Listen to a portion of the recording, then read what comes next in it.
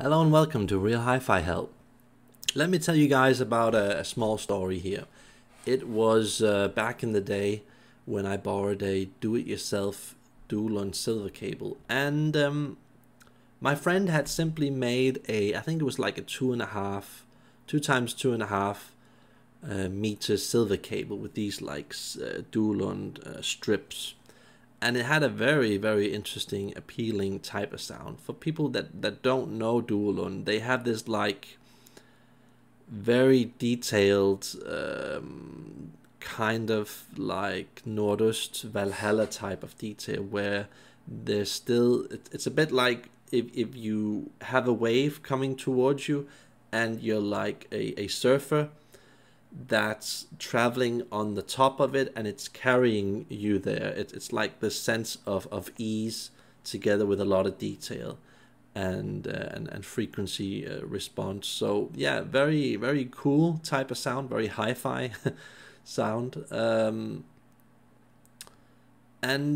He did it with some homemade Duelund 100% silver plugs made from the exact same type of silver, and it really caught my attention, and it kind of just struck me how natural and warm the sound suddenly was, having listened to Duelund before with normal plugs, and then listening to it with these 100% silver plugs, and it just made me wonder, like, why aren't companies doing this, making silver plugs that are 100% silver? I know it's gonna cost a lot, like I've written down here, but it has a way of just being so naturally warm and solid, and it totally goes against the normal silver plugs that we have. I'm talking about banana plugs, spades, and stuff like that. The banana plugs and spade silver plugs that we have that are normal silver plugs, those sound very thin, very mechanical, very harsh, and I can completely understand why normal people don't have silver plugs on their system, simply because of this. There just isn't a lot of silver going on in those plugs. It's usually some kind of a brass, bronze, copper base metal, and then you've got this like really thin layer, bad quality silver on it, and it just creates a very hyperactive type of sound where it almost dissects it, and it doesn't really go very deep normally. But I just want to tell you guys about this experience, because I thought that it was just fascinating having for once 100% silver plug and having it match the cable. I just found that, really breathtakingly beautiful almost, and it just gave a sort of a depth where my small speaker that I was using a Verity Fidelio Encore speaker, and it just sounded like, like it grew up like 3 or 4 sizes up to the Verity Sarastro speaker. It just sounded so much more big, and I was listening to the speaker in this, like, I think it was like 35 square meter room, and usually I couldn't really fill that type of room up with a speaker like this, because there was no sidewalls.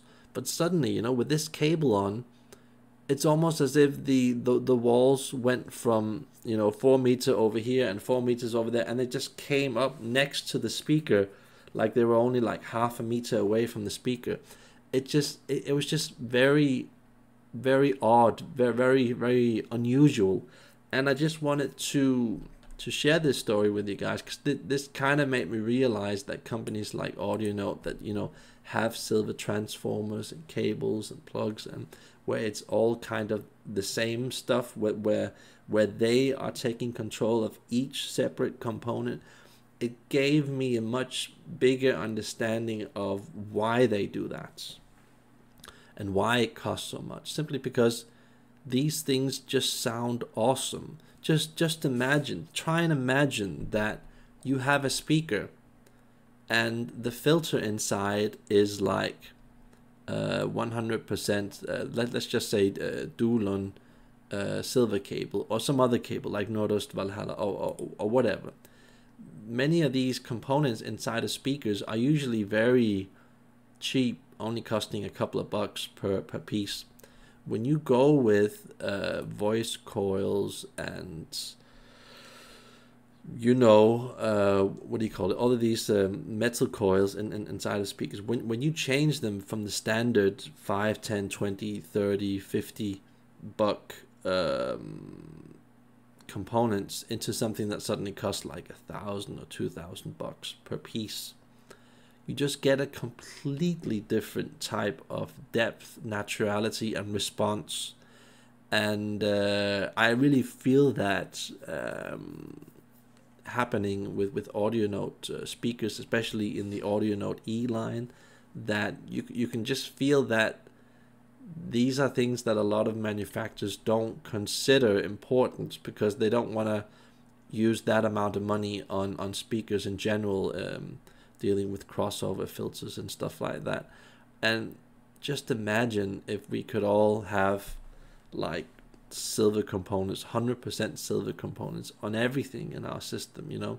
Suddenly our small speaker wouldn't just be able to fill up a 25 square meter room, but it would be able to fill like a 60, 70 square meter room, because it just sounds so much more natural, naturally warm. And a lot of people don't realize this, but copper doesn't really sound warm.